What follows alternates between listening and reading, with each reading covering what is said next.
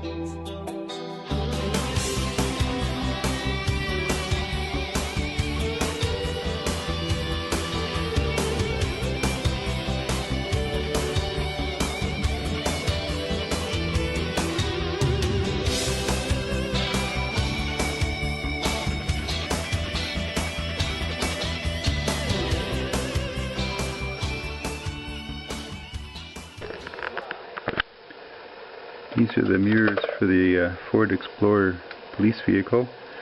They were just hollowed out on the outside, so I put some wood filler in there to fill them in, and I can put some silver paint or some bare metal foil on there to make it look like a real mirror rather than just a cup, an empty hole in a cup-shaped piece of plastic.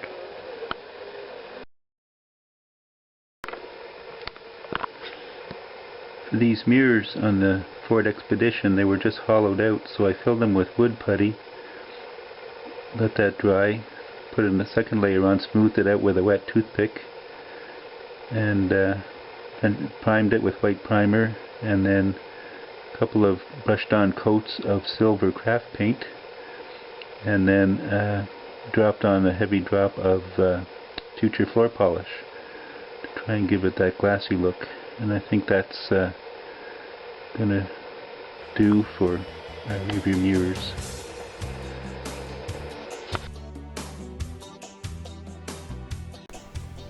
I applied craft acrylic gloss black paint to the hood and fenders, but I wasn't pleased with the way the hood came out. It was a little rough looking.